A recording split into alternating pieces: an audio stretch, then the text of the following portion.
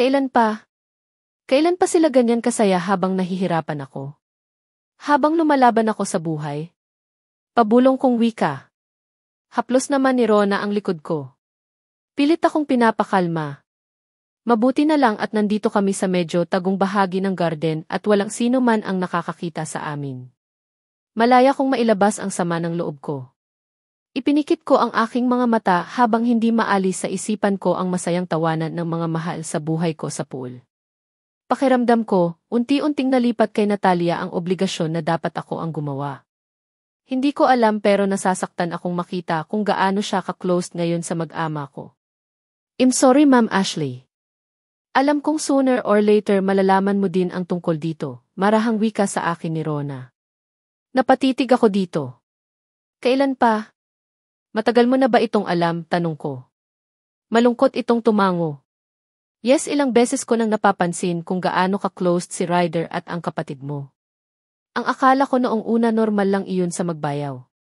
Masyado lang silang malambing sa isa't isa dahil sa iyo.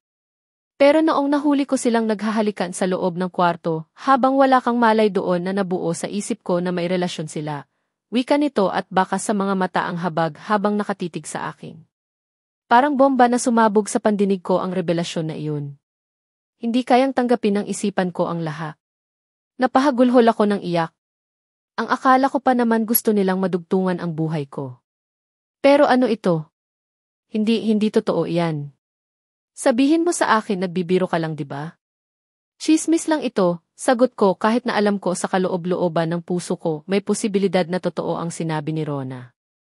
Hindi lang kayang tanggapin ng kalooban ko ang lahat. Hindi lang kayang tanggapin ng puso ko ang sakit na nararamdaman ko ngayon. I'm sorry Ma'am Ash.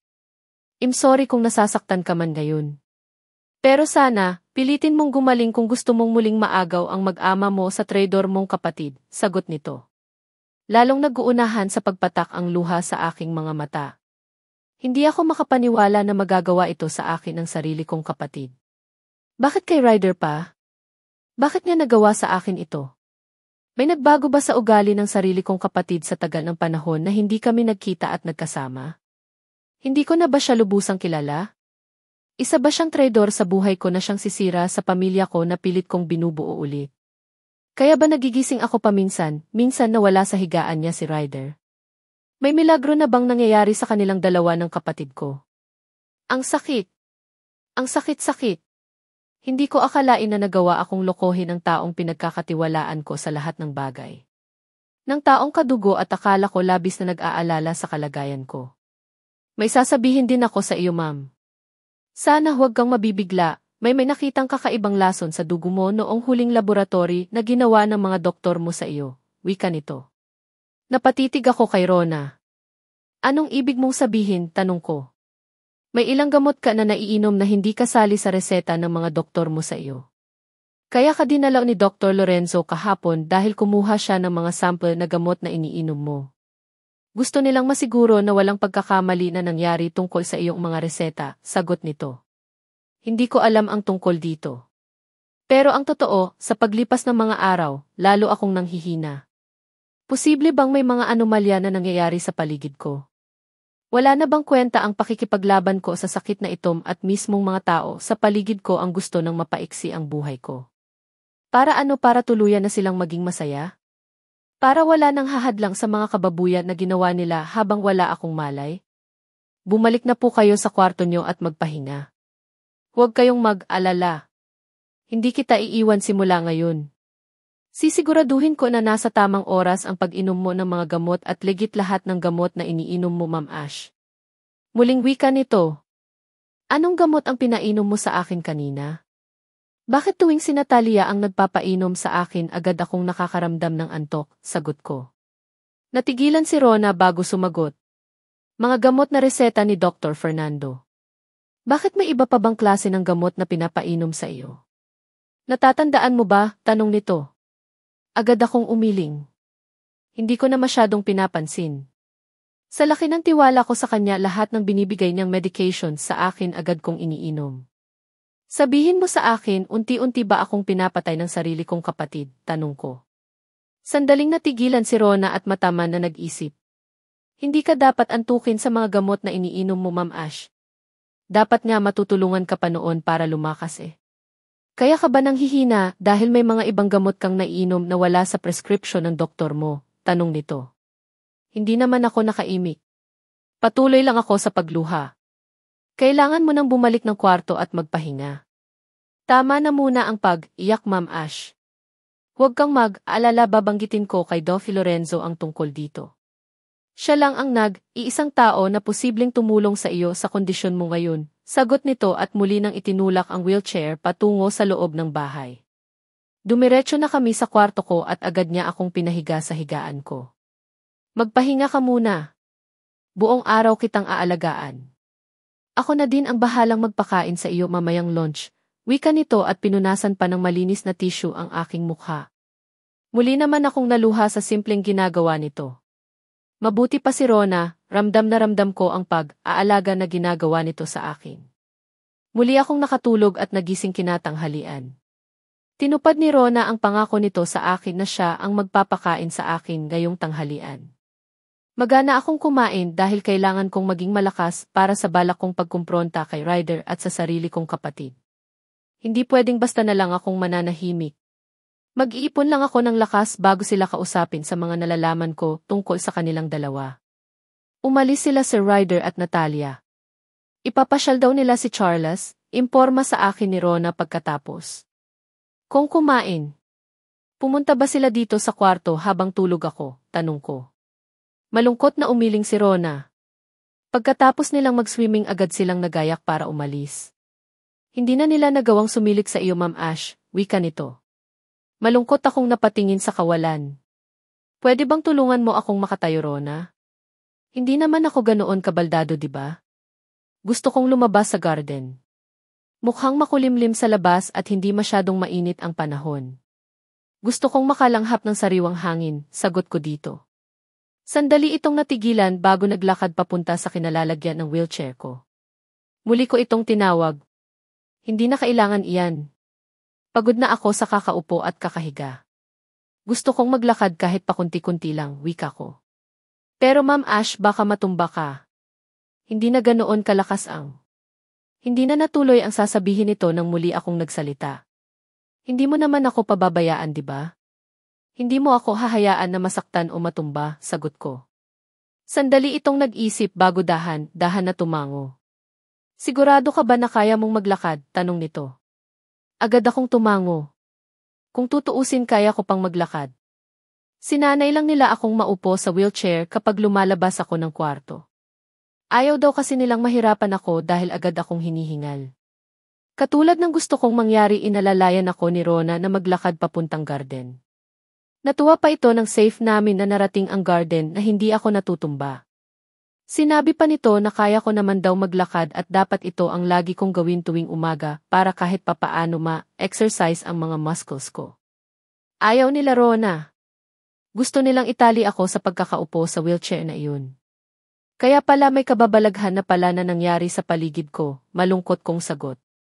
Huwag mo nang isipin pa ang tungkol sa bagay na iyan, Ma'am Ash. Ang importante magpagaling ka, sagot nito. Malungkot akong tumitig sa kawalan bago nagpakawala ng malakas na buntong hiniga bago nagsalita.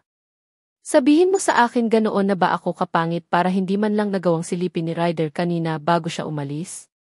Ganoon na ba ako kawalang kwenta? Tanong ko. Agad na umiling si Rona. No, Ma'am Ashley, may sakit lang po kayo.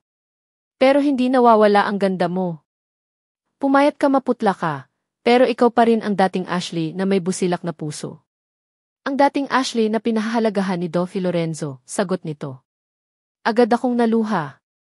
Mabuti pa siguro hindi na lang ako muling nagtiwala pa kay Ryder. Mabuti pa siguro hindi na ako naniwala sa mga pangako nito sa akin. Hindi sana ako masaskatan ng ganito. Siguro mahirap mamatay ng malungkot. Baka nga siguro hindi ako makaakyat ng langit dahil may mga unfinished business pa akong hindi natatapos sa lupa. Blessings in disguise ba ang sakit ko na ito para mapatunayan kung gaano kalalim ang pagpapahalaga sa akin ng sarili kong asawa? Hindi niya ako kayang alagaan at pahalagahan ngayong may sakit ako. Binaliwala na nila ako at nagpakasarap sila sa piling sa isa't isa ng kapatid ko. Nabanggit ba ni Lorenzo na dadalaw siya ulit sa akin? Ilang araw ko na din siyang hindi nakikita, wika ko. Lagi siyang dumadalaw sa iyo, Ma'am Ash. Kaya lang lagi ka naman kasing tulog at ayaw ka na niyang istorbuhin pa, sagot nito. Mapakla akong napangiti. Talaga? Mabuti pa siya hindi nagbabago ang pag-aalaga na ginagawa niya sa akin. Mula noon hanggang ngayon nandyan siya at handang umalalay sa akin. Malungkot kong sagot. Halos 2 oras din kaming tumambay sa garden ni Rona bago nagpa siyang muling bumalik ng kwarto. Gustuhin ko man na hintayin ang pag-uwi nila Ryder pero hindi na ako pinayagan pa ni Rona na maghintay pa ng matagal sa labas. Makakasama daw ito sa akin. Pagdating ng kwarto ay muli akong nahiga sa higaan ko. Pinilit ko ang sarili ko na muling makatulog para matigil na ang pag-iisip sa mga nangyayari sa buhay ko. Gabi na nang muli akong nagising. Tahimik na ang buong paligid at nang ilibot ko ang tingin ko sa loob ng kwarto, wala na si Rona. Wala din si Ryder sa kanyang higaan. Dahan-dahan akong bumangon. Napansin ko pa ang isang gatas na nakapatong sa lamesa. Agad ko itong nilapitan at hinawakan. Kakatempla lang ng gatas dahil mainit-init pa. Nakalagay sa gilid nito ang mga gamot na dapat kong inumin. Kumakalam na ang sikmura ko. 10:00 na ng gabi at sakto lang dahil oras na din ang pag-inom ng mga gamot ko. Agad kong tinungga ang gatas at nagsalin ang tubig sa baso at isang ininom ang mga gamot. Pagkatapos dahan-dahan akong naglakad patungong banyo. Umihi ako at pagkatapos naghugas ako ng kamay sa harap ng lababo. Pagkatapos noon ay tinitigan ko ang reflection ko sa salamin. Humpak na ang pisngi ko at namumutla na din ako. Gayunpaman halata sa mga mata ko na galing ako sa matinding pag-iyak. Namamaga at namumula. Nagpasya na din akong mag-toothbrush. Balak kong puntahan ang anak ko sa kwarto niya. Magaan ang pakiramdam ko ngayon dahil na rin siguro sa ginawang pag-aalaga sa akin ni Rona. Ibang-iba noong mga panahon na si Natalia ang nakafocus sa pag-aalaga sa akin. Ayaw ko mang isipin pero pakiramdam ko unti-unti akong pinapatay ng sarili kong kapatid. Dali-dali akong lumabas ng kwarto. Dahan-dahan akong humakbang paakyat ng hagdan. Masyado nang tahimik ang buong paligid at pakiramdam ko tulog na lahat ng tao. Ako na lang yata ang gising. Pagkarating ko ng second floor ay didiretso na sana ako sa kwarto ni Charles nang mapansin ko na bahagyang nakaawang ang pintuan ng kwarto namin ni Ryder. Dahan-dahan akong naglakad papunta doon at sumilip at nanlaki ang mga mata ko sa nasaksihan. Kasabay ng pagtulo ng luha sa aking mga mata ay ang mga ungol na naririnig ko sa 2 taong abala sa makamundo nilang ginagawa. Ilang sandali din akong naistatwa bago ko naramdaman ang paghawak ng kung sino sa balikat ko. Napatili ako ng malakas na siyang naging dahilan ng sabay ng paglingon ng 2 taong iyon sa direksyon ko. Mga hayop kayo! Hindi ko mapigil ang sigaw. Tuluyan ko nang niluwagan ang pagkakabukas ng pintuan at mabilis na pumasok. Tanging lampshade lang ang nakabukas na ilaw at hindi pwedeng itago sa malamlam ng liwanag nito ang 2 taong hindi malaman kung ano nag-unang gagawin para matakpan ang kanilang kahubdan. Kailan pa? Kailan nyo pa ako niluluko? Mahina kong tanong kasabay ng paghikbi. Habol ko ang aking hininga dahil sa sobrang sikip ng dibdib ko. Pakiramdam ko biglang gumuho ang mundo ko sa isang kisap mata lang. Hindi kayang tanggapin ng kalooban ko ang mga nasasaksihan kani-kanina lang. Ash, please listen im. Hindi na natuloy pa ang sasabihin ni Ryder nang malakas akong sumigaw. Gusto kong mailabas ang lahat ng sakit na nararamdaman ko ngayon. Ah! Hayop!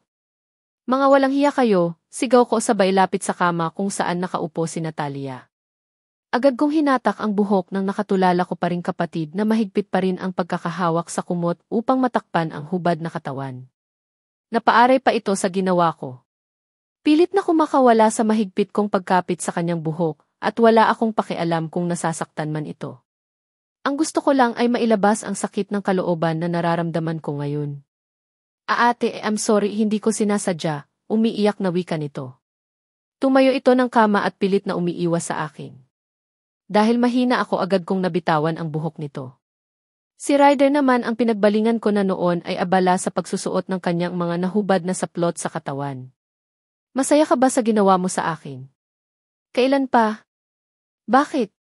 Ano ang kasalanan na nagawa ko? Bakit kailangan mo akong saktan ng ganito at ipinagpalit sa sarili ko pang kapatid? Umiiyak kong wika. Hindi ito nakaimik. Bakit nagawa mo sa akin ito? Dahil ba may sakit ako at hindi ko kayang ibigay lahat ng pangangailangan mo kaya pati kapatid ko pinatos mo? Umiiyak na tanong ko. Agad kong napansin ang guilt sa mukha ni Ryder at sandali itong hindi nakaimik. Mapakla akong tumawa. Hindi niyo man lang hinintay na matabunan ako ng lupa at piyestahan ng uod ang katawan ko bago kayo nagpakasarap sa isa't isa, wika ko. Muling napatitig sa akin si Ryder. Lumapit pa ito sa akin at akmang hahawakan ako nang tabigin ko ang kanyang kamay. Don't touch me. Ayaw kong mahawa sa mga kababuyan na ginawa niyo. Maraming mikrobyo ang mga kamay na iyan at baka mas lalong mapadali ang buhay ko kung dumapo iyan sa balat ko, umiiyak kong wika. Pilit kong pinapapatatag ang sarili ko at huwag mag-breakdown. Pakiramdam ko sagad na ako. Pakiramdam ko bibigay na pati ang katinuan ng isip ko sa sobrang hirap na nararamdaman ngayon. Ini-expect ko na mangyayari ito. Alam kong darating kami sa ganitong klaseng komprontasyon. Masakit isipin na nangyari na ang lahat. Pilit kong nilalabanan ang karamdaman ko para lang muli kaming mabuo kahit hirap na ako.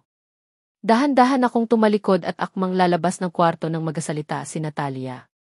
Ate, sorry hindi ko din alam kung bakit humantong kami sa ganito ni Ryder, naramdaman ko na lang na nahuhulog na ako sa kanya. Mahina nitong wika. Muli ko itong nilingon. Hindi na nga kita kilala. Hindi ikaw ang Natalia na kilala ko noon. Ang laki na ng ipinagbago mo. Nagawa mo akong saktan ng ganito porket wala na akong lakas pa para lumaban. Ibang-iba ka na ngayon, sagot ko. Agad na tumulo ang luha sa mga mata nito. Ate, mahal na mahal kita, maniwala ka, sagot nito. No. Hindi totoo iyan. Hindi mo ako mahal, gusto mo akong mawala para masulo mo na ang pamilya ko.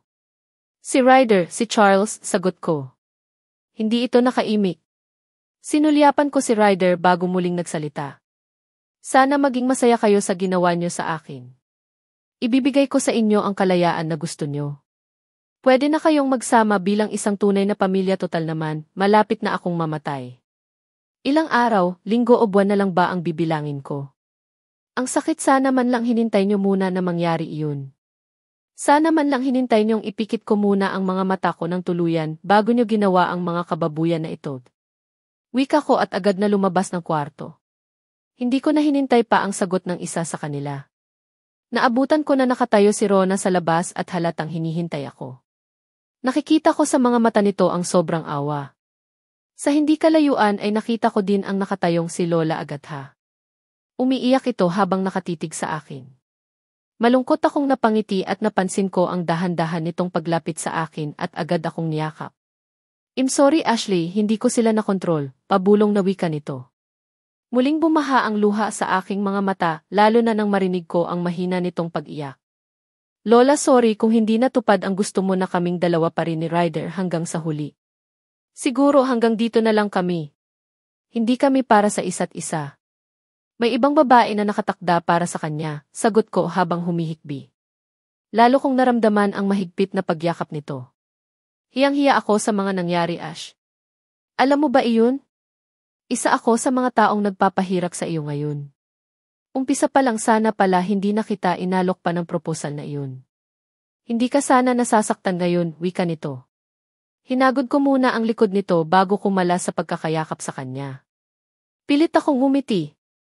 Wala po kayong kasalanan. Nagkataon lang na may mga pangyayari na hindi natin inaasahan. Hindi po ako galit sa inyo. Wala po akong naramdaman na kahit kaunting tampo sa iyo. Malapit nang matapos ang oras ko dito sa mundo. Kaunting panahon na lang ang itatagal ko. Mabuti po kayong lola, sana po hindi nyo pababayaan si Charles, umiiyak kong wika. Lalo na nang maisip ko ang anak ko. Hanggang dito na lang magtatapos ang malungkot na kabanata ng buhay ko. Wala nang natira pa sa akin. Niluko ako ng sarili kong asawa at kapatid. May malubha pa akong sakit.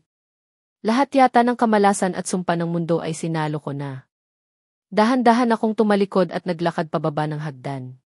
Pilit akong inalalayan ni Rona pero pumiksi ako. Malungkot ko itong nilingon at inipon ang buo kong lakas para mapabilis ang aking paglalakad. Agad akong nakalabas ng gate ng bahay.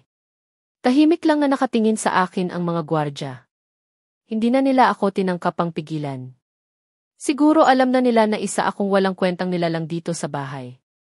Hindi na ako lumingon pa. Tahimik akong naglakad habang walang tigil sa pagtulo ang luha sa aking mga mata. Saksi ang mga bituin sa kalangitan sa pighati na nararamdaman ng puso ko. Pakiramdam ko nag-iisa na lang ako. Walang karamay, walang nagmamahal. Naramdaman ko pa ang paghawak ng kung sino sa balikat ko.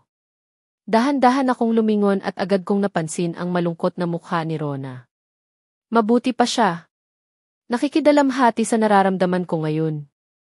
Sana siya na lang ang naging kadugo ko. Hayaan mo na ako. Pagkalabas ko sa bahay na iyan tapos na din ang obligasyon mo sa akin, malungkot kong wika. Saan po kayo pupunta? Hindi pwedeng pabayaan ko kayo lalo na sa kondisyon yung iyan, Ma'am Ashley. Sagot nito. Malungkot akong napangiti. Bumalik ka na ng bahay. Naiwan mo pa yata ang iba mong mga gamit doon, sagot ko dito at pilit na nagpakawala ng ngiti sa labi. Saglit itong nag-isip. Hintayin mo ako dito. Kukunin ko lang ang bag ko. Wala pala tayong pamasahe. Dadalhin kita sa hospital, sagot nito. At ubili naman akong tumango. Tinitigan pa ako sa mga mata bago nagpa siyang tumalikod. Sinundan ko pa ito ng tingin bago malungkot na ibinaling ang aking paningin sa kalsada. Wala nang kwenta ang lahat. Wala nang dahilan pa para lumaban. Wala nang dahilan pa para pahirapan ko pa ang sarili ko at labanan ang sakit. Kailangan ko na sigurong tapusin ang lahat ng paghihirap ko. Pagod na ako, pagod na pagod na. Wala na akong lakas pa para muling harapin ang bukas. Muli kong inilibot ang tingin sa paligid. Madilim. Tanging liwanag lang na mula sa mga poste ng ilaw ang nakatanglaw sa kinaroroonan ko. Pwede akong umiyak hanggang gusto ko. Pero pagod na din akong umiyak pa. Ayaw ko na.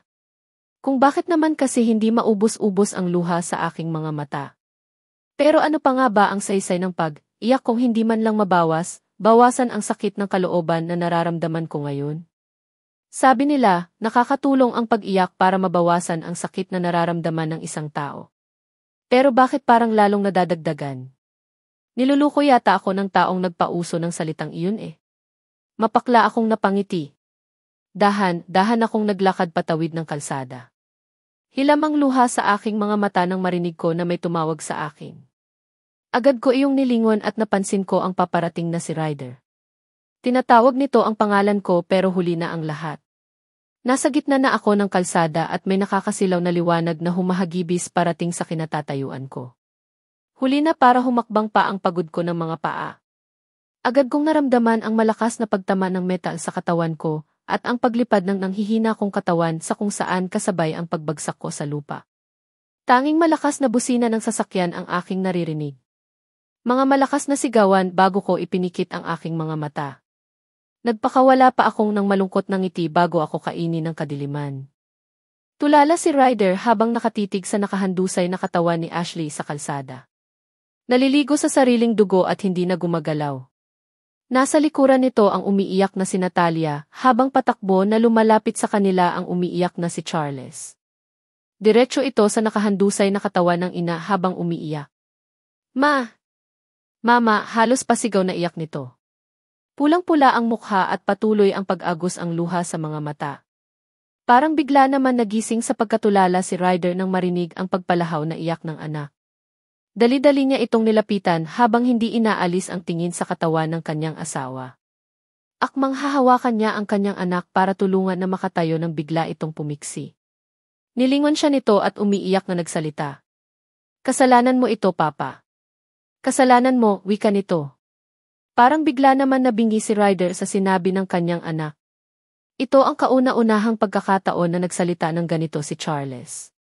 Sa murang edad nito siya agad ang sinisisi sa mga nangyari. Agad na tumulo ang luha sa kanyang mga mata. Awang-awa siya sa hitsura ng asawa niya. Yes, kasalanan niyang lahat ito. Hindi hahantong sa ganito ang lahat kung hindi niya kami nahuli na magkaniig ni Natalia. Agad na dumating si Rona, ang personal nurse ni Ashley. Dali-dali nitong sinuri ang pulso ni Ashley. Malungkot itong tumitig kay Ryder pagkatapos binalingan si Charles. Pilit na pinapakalma ang bata bago muling itinuon ang atensyon kay Ashley. Ma'am Ashley, hindi ba sinabi ko sa iyo na hintayin mo ako, hold on? Huwag kang bumitaw, parating na ang ambulansya, wika nito. Muling napakurap ng makailang beses si Ryder at nanghihina na napatayo. Wala pa rin siya sa wisyo. Hindi niya alam kung paano tanggapin ang lahat ng mga nangyari ngayon. Wala pang 5 minuto agad na dumating ang ambulansya. Tahimik lang niyang pinapanood ang ginagawang pagkuha ng mga ito sa katawan ng kanyang asawa. Bigla naman nagwala si Charles at gustong sumakay ng ambulansya para sumama pero pinigilan ito ni Nurse Rona. Mr. Sebastian, asikasuhin mo muna si Charles. Hindi pwede ang bata sa loob. Baka lalo siyang magkatrauma kapag patuloy niyang nakikita ang sitwasyon ng kanyang ina, wika ni Nurse Rona. Wala sa sariling nilapitan ni Ryder ang kanyang anak at pabuhat na inilayo sa ambulansya. Muli niyang sinulyapan ang nakahigang katawan ng asawa sa stretcher. Gusto niya itong lapitan at hawakan pero natatakot siya. Hindi kayang tanggapin ng kanyang isipan na baka tuluyan itong mawala sa kanyang piling. Patuloy pa rin ang pag-agos ng dugo mula sa katawan nito na siyang lalong nagpabigat ng kanyang damdamin. Muli siyang naluha. Bigla niyang narealist lahat ng mga pagkakamali na nagawa niya sa buhay nito. Hindi niya akalain na dito hahantong ang lahat. Dumating na ang mga alagad ng batas para mag-imbestiga sa nangyaring aksidente. Wala sa huwesyo si Ryder para sagutin ang mga katanungan. Dagdagan pa ang pumapalahaw na iyak ni Charles. Sinabi niya lang sa mga pulis na siya ang asawa. Wala na siyang ibang binagit na kahit ano paman. I hate you, Papa. Ikaw ang dahilan kung bakit nangyari kay Mama iyon. Ayaw ko na sa iyo.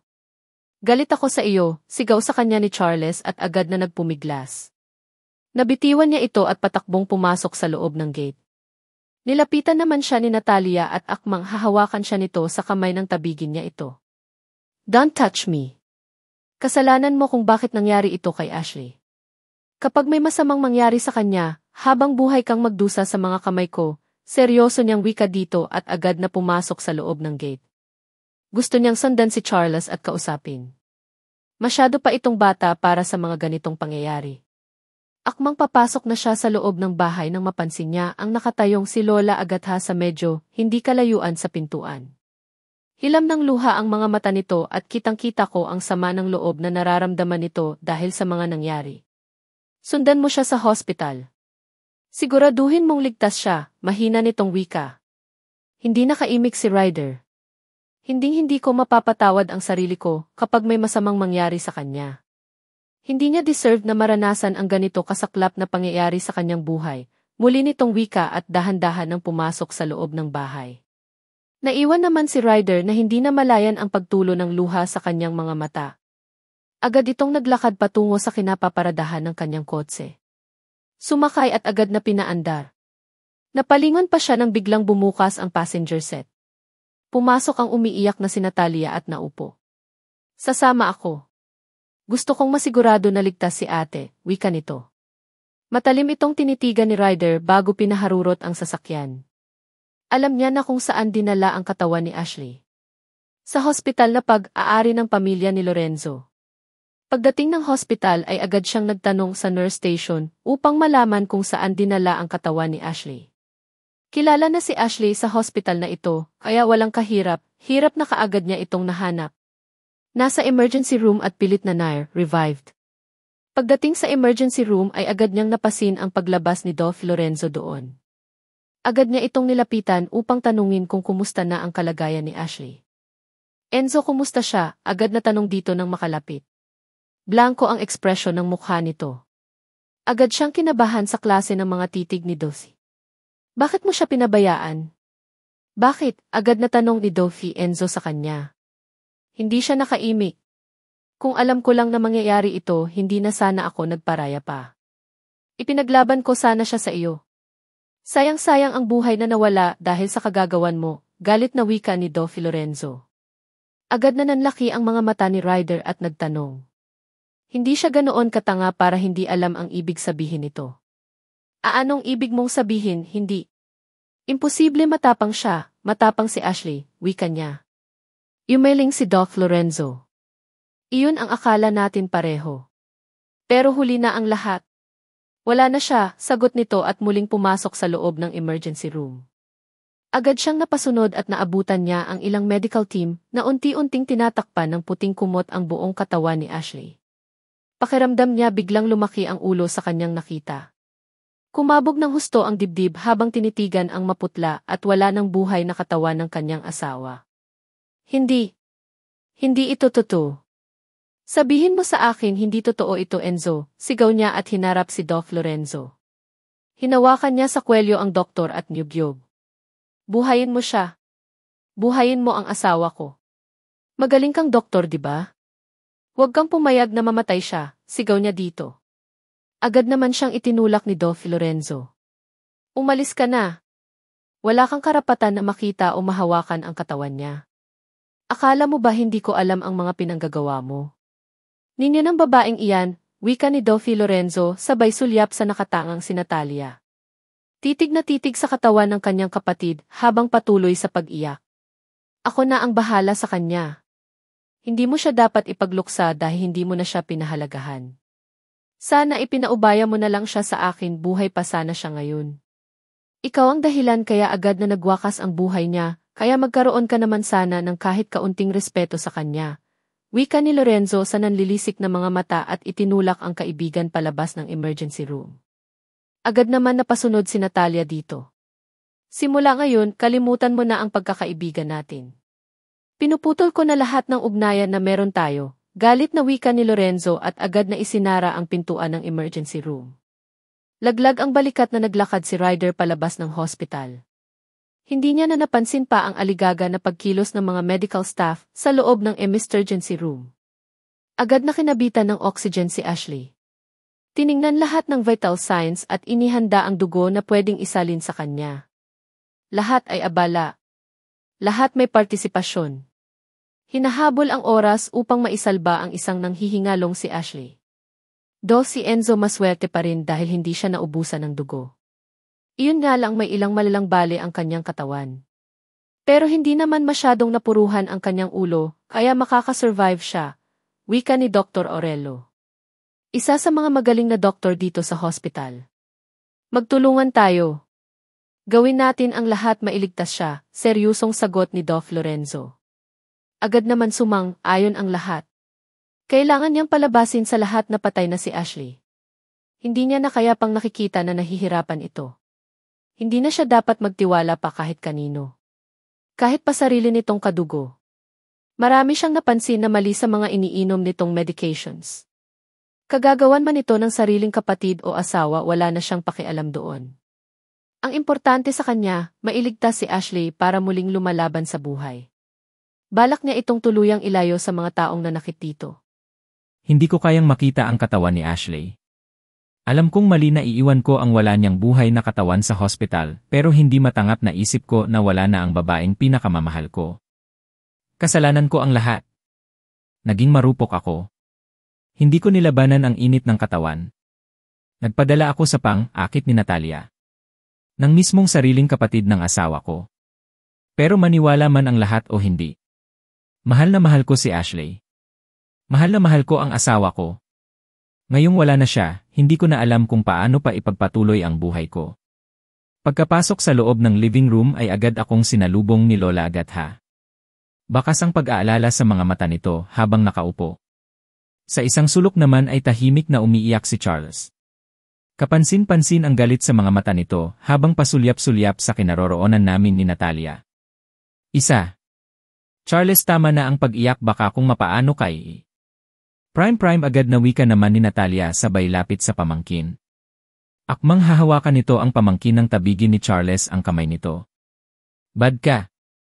Kasalanan mo. Kasalanan niyo kung bakit nasagasaan si Mama, sigaw nito. Gulat naman akong napatitig sa anak ko. Ilang oras lang nangyari ang aksidente pero ang laki na ng ipinagbago nito. Ibang-iba na ang ugali niya. Charles! Hindi ko naalala na pinalaki ka ng mama mo para maging bastos, agad na sigaw ko dito. Lalo itong umiyak at padabog na muling naupo. Hinarap naman ako ni Lola Agatha. Kumusta si Ashley? Ayos na ba siya? Balak kong isama mamaya si Charles sa hospital para tumigil na siya sa kakaiyak, wika ni Lola Agatha. Malungkot ko itong tinitigan sabay iling. Lapatawad pero wala na siya. Malungkot na sagot ko. Pinipilit ko ang sarili ko na huwag umiyak. Agad nanlaki ang mga mata ni Lola Agatha. Nanghihinang napaupo sa sofa habang sapo ang dibdib. Hay, hindi totoo yan. Imposible, wika nito sa mahinang boses. Nahihirapan itong huminga kaya agad kong inutusan ang nakaantabay na kasmabahay na kumuha ng tubig. Natataranta naman itong sinunod ang utos ko. Ilang saglit lang ay may daladala na itong tubig at pinagtulungan namin na painumin si Lola Agatha. Patuloy pa rin ito sa pag-iyak. Samantalang napansin ko naman ang anak ko na agad tumayo at nagtatakbo na lumabas ng living room. Susundan ko sana ito nang pigilan ako ni Natalia. Asikasuhin mo muna si Lola. Ako na ang bahala kay Charles, wika nito at agad na tumalikod. Naiwan naman akong lalong nahihirapan ang kalooban. Walang dapat sisihin sa mga nangyari ngayon kundi ako lang.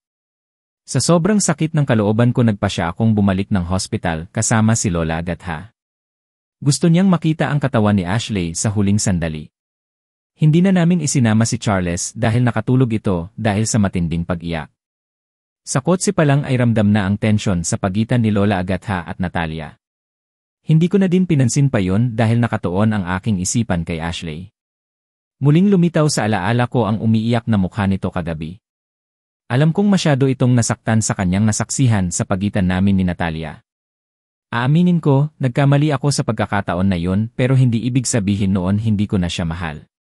Kaya ko lang naman napatulan si Natalia dahil masyado na akong malungkot. Ako ang mas nahihirapan tuwing nakikita ko itong nakahiga na lang ng higaan at wala ng lakas. Hirap na hirap akong nakikita siyang sinusumpong ng sakit niya. Wala man lang akong nagawang tulong para maibsan ang pagdurusa niya. Miss na miss ko na ang dating Ashley. Ilang beses akong nangarap na sana bumalik na sa dati ang lahat. Pero kahit anong pagpapakatatag ang gawin ko, unti-unti akong natatalo ng takot ng damdamin. Maraming what if ang pumapasok sa utak ko. What if kung hindi na kaya ng katawan niya ang sakit niya? What if kung bigla na lang siyang mawala sa akin? What if kung hindi ko kayang tanggapin ang pagkawala siya? Aminado ako. Masyado akong natakot. Gusto ko nang mapagbalingan ng atensyon at nagkataon na si Natalia ang lagi kong nakikita. Lagi ko itong nakakasama sa kwarto sa tuwing binabantayan namin si Ashley na natutulog. Lagi kaming nakakapag-usap. Nagiging lakas namin ang isa-isa at namalayan ko na lang na naging marupok na ako at ilang beses na namin pinagsaluhan ang bawal na relasyon. Hindi ko na mabilang pa kung ilang beses nang may nangyari sa amin. Alam kong naging unfair ako kay Ashley. Huli na para magsisi ako. Wala na siya. Wala na ang pinakamamahal kong babae.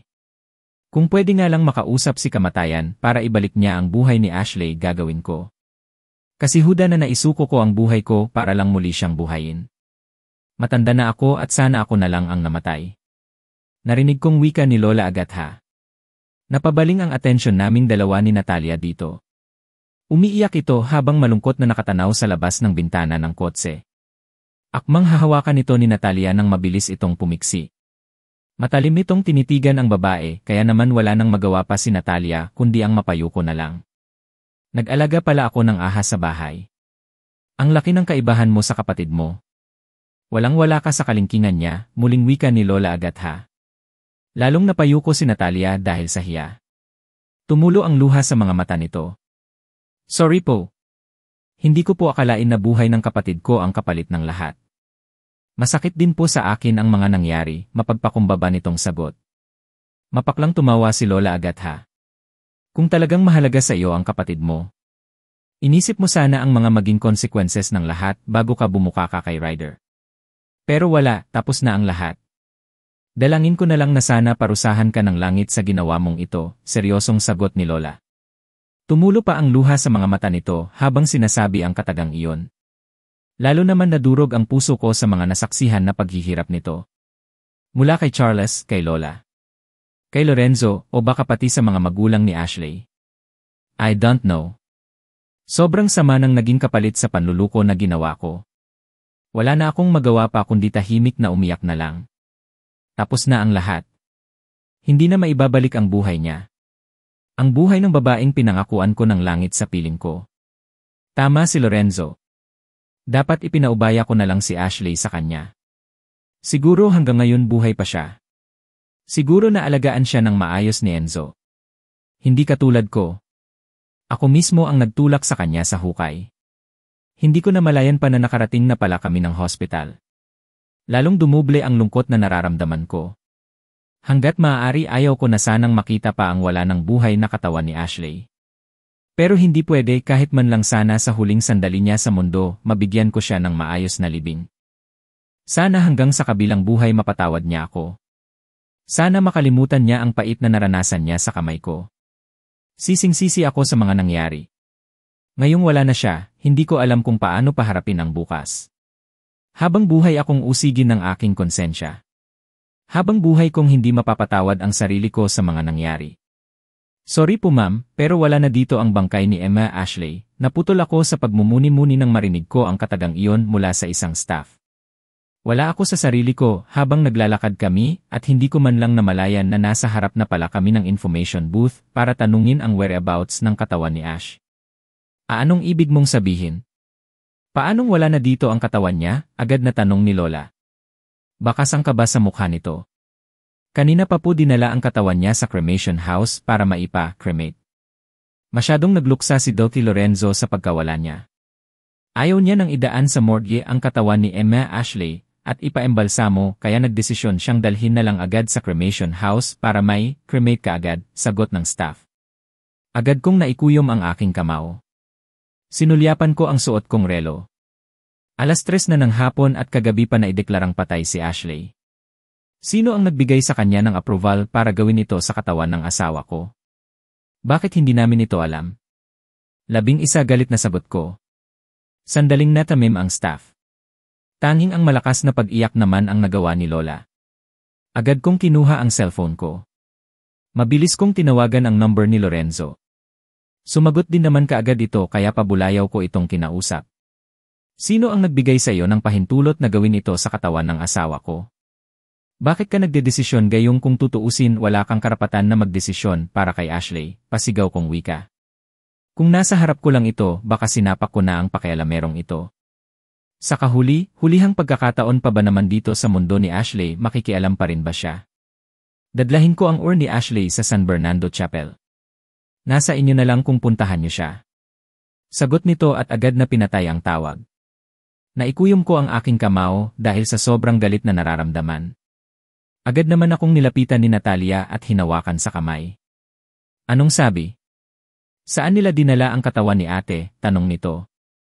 Masama ko itong tinitigan at malakas na itinulak. Napaigik naman si Natalia nang bumagsak ang katawan nito sa sahig. Malakas na napaiyak pero tinitigan ko ito ng masama at aktong sisipain nang pigilan ako ni Lola. Tama na yan. Hindi ito ang tamang oras para magsakitan at magsisihan kayong dalawa. Bigyan naman natin ng kahit na kaunting respeto si Ashley, wika nito. Naramdaman ko na lang ang pagtulo ng luha sa aking mga mata. Pakiramdam ko isa akong talunan. Sa kahuli-hulihang pagkakataon ni Ashley dito sa mundo, hindi ko man lang ito napagsilbihan. Ibang tao na naman ang nagdesisyon kung ano ang gagawin sa katawan nito. Isa akong walang kwentang asawa. Sana ako na lang ang namatay. Ang hirap. Wala pang 24 hours ang nakalipas pero tuluyan ko nang hindi masisilayan ang katawan ng asawa ko. Mabilis akong naglakad paputang parking. Ilang beses akong tinawag ni Lola Agatha pero hindi ko pinansin. Gusto kong mapag-isa. Gusto kong umiyak at pagsisihan lahat ng mga kasalanan na nagawa ko. Ang hirap. Wala na. Tuluyan ko nang hindi makikita ang asawa ko. Tuluyan na siyang naglaho dito sa mundo. Kahit ang katawan nito, hindi ko na masisilayan pa kahit kailan. Agad kong hinanap si Manong driver sa parking. Agad naman itong sumalubong sa akin, kaya agad kong hiningi ang susi dito. Nagtataka naman itong iniabot sa akin, nagsusi ng kotse, pero hindi ko pinansin pa. Nagmamadali akong sumakay ng sasakyan at pinaandar iyon. Sir, paano ang lola mo? Saan kayo pupunta? Tanong nito. Malamig ko itong tinitigan. Mag-taxi na lang kayo. Nasa San Bernardo Chapel ang urn ni Ashley. Mauna na kayo doon, sagot ko at agad na pinaharurot ang sasakyan. Dumiretso ako sa tabing dagat. Gusto kong mapag-isa. Gusto ko ng katahimikan. Gusto kong ilabas lahat ng sama ng loob ko. Lalaki ako pero sa pagkakataon na ito, hindi na ako nahiya pang umiyak. Pinagtitinginan ako ng ibang tao dito sa tabing dagat pero wala akong pakialam. Ryder. Nagpupunas ako ng luha sa aking mga mata nang marinig ko ang tawag na yon. Agad akong napalingon. Nakita ang papalapit na si Ingrid. Napatitig ako sa kanya. May ibunulong ito sa kasamang lalaki bago mag-isang lumapit sa akin. Hindi ko akalain na magkikita tayo dito. Nabalitaan ko ang mga nangyari. Nakikiramay ako sa pagkawala niya, mahinang wika nito. Hindi ako nakaimik. Nang malaman ko ang sakit niya, nagpasya na akong sumuko sa kakahabol sayo. Alam kong naging unfair ako sayo at sa kanya, kaya nahihiya ako. Hinihintay ko lang na gumaling siya para makahingi ng tawad sa kanya, pero hindi ko akalain na hindi na pala kami bibigyan ng pagkakataon ni Lord na magkita. Hindi man lang ako nakahingi ng tawad, wika nito kasabay ng pagtulo ng luha sa mga mata. Magpakatatag ka. Kailangan ka ng anak mo. Ito na din siguro ang panahon para itama mo ang lahat ng pagkakamali na nagawa mo, Ryder. Kahit ano pa ang mangyari, hangad ko ang iyong kaligayahan, wika nito at tinapik pa ako sa balikat bago ako iniwan at pinuntahan ang lalaking kasama nito. Mapakla akong napangiti. Hindi ako sigurado kung magiging masaya pa ba ako. Ako mismo ang sumira ng lahat, kasalanan ko ang lahat at walang dapat sisihin sa mga nangyari sa buhay ko kundi ako lang. Pagkatapos ng ilang oras na pagmumuni-muni nagpasya na akong pumunta sa San Bernardo Chapel. Ayaw ko nang dagdagan pa ang nararamdaman na sama ng loob ni Lola Agatha, ni Charles at lahat ng nagmamahal kay Ashley. Masakit man tanggapin ang lahat pero wala na akong magagawa pa. Wala na akong magagawa pa. Hindi ako pwedeng sumuko dahil kasalanan ko ang lahat. Isa pa, may anak kami ni Ashley na dapat pagtuunan ng pansin. Pagkadating ng chapel ay malalim akong napabuntong hininga. Muli akong nakaramdam ng panghihina ng kalooban. Ang bilis ng mga pangyayari.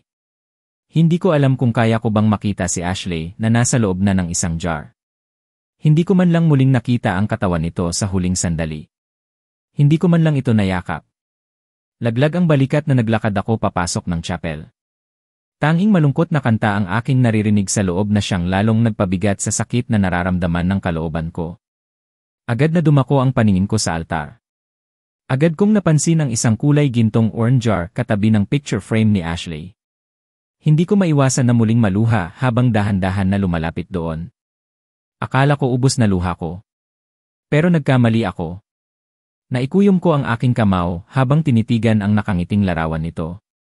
Hindi ko akalain na sa isang iglap mawawala na siya. Nanginginig ang mga kamay na hinaplos ko ang jar. Biglang naningkip ang dibdib ko sa isiping hindi na talaga maibabalik ang mga nangyari. Ilang milyon ko mang pagsisisihan ang lahat, wala na.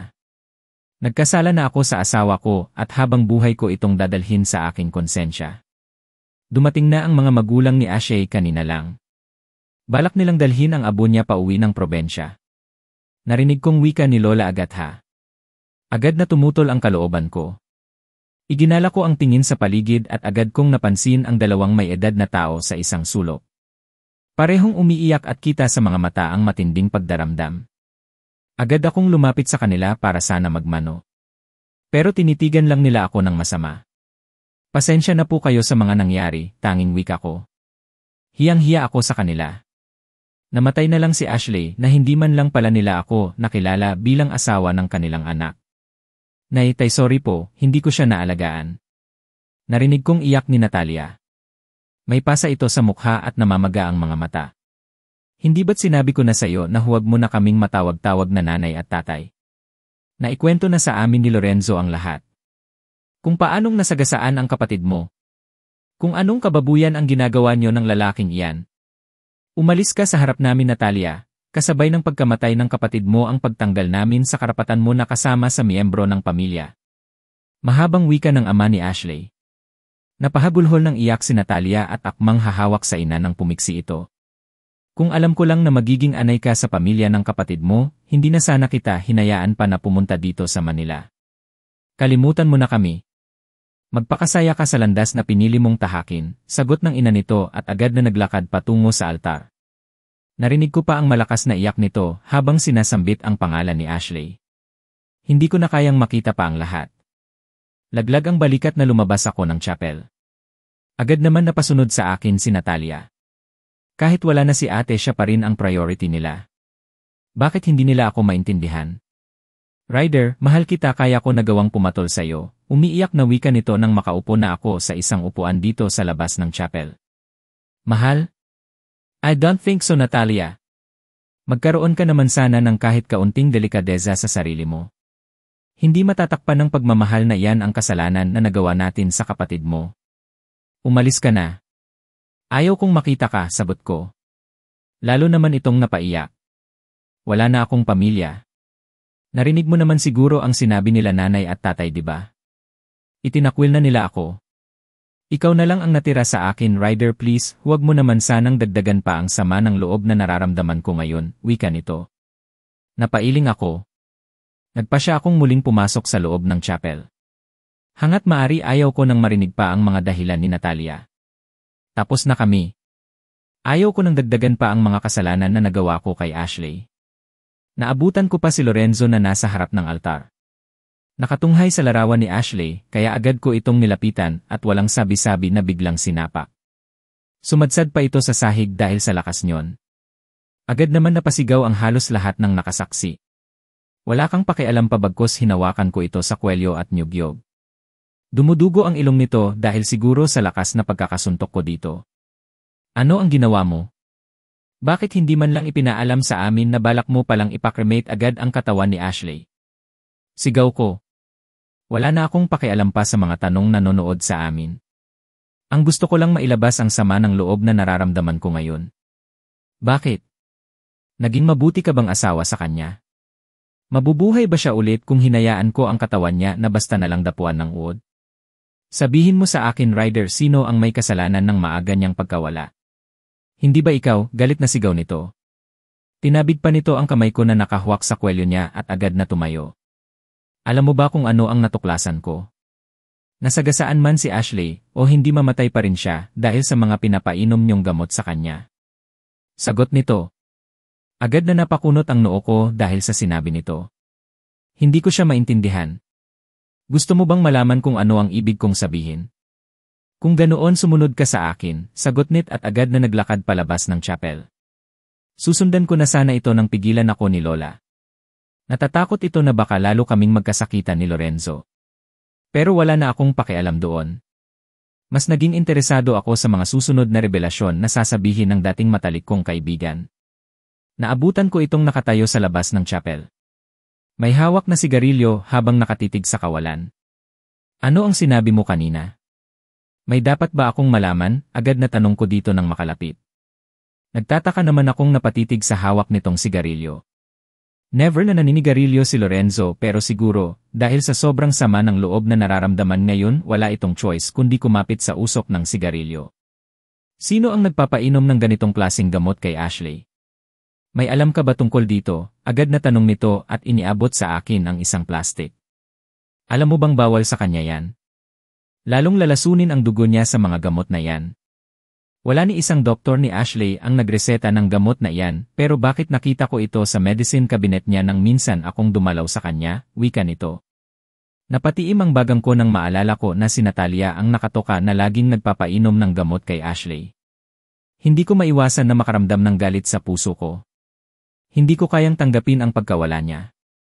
Masakit sa akin ang lahat.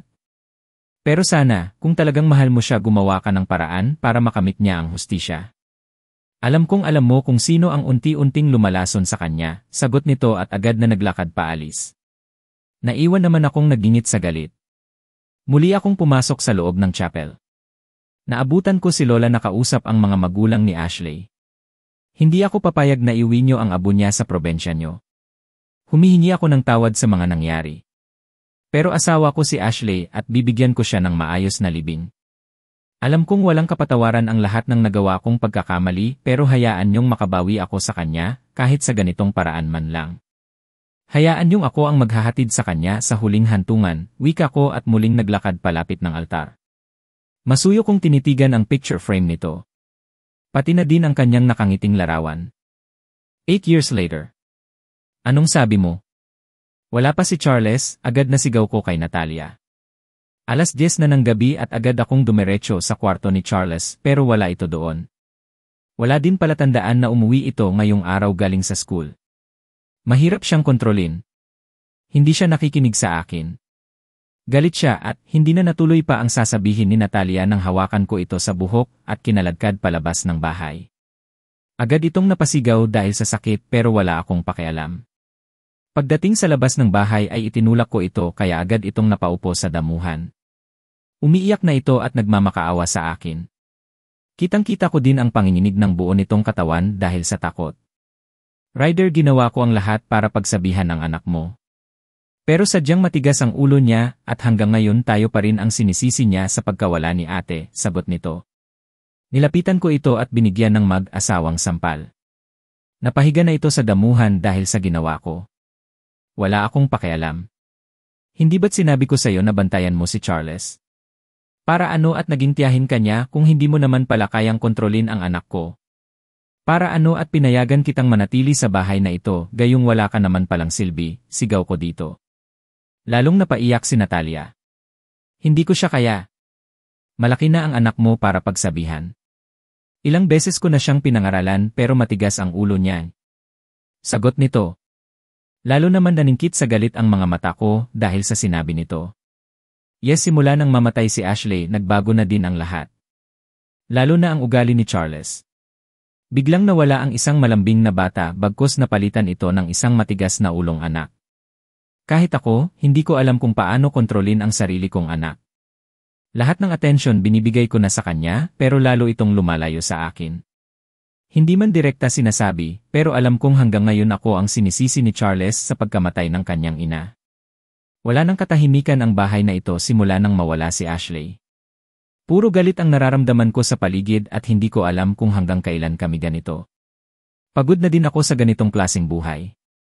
Matagal nang patay ang asawa ko pero pakiramdam ko parang kahapon lang nangyari ang lahat. Patuloy pa rin akong inuusig ng sarili kong konsensya. Gustong-gusto ko nang sundan sa hukay si Ashley pero natatakot akong iwan ang anak namin. Baka lalo siyang mapariwara.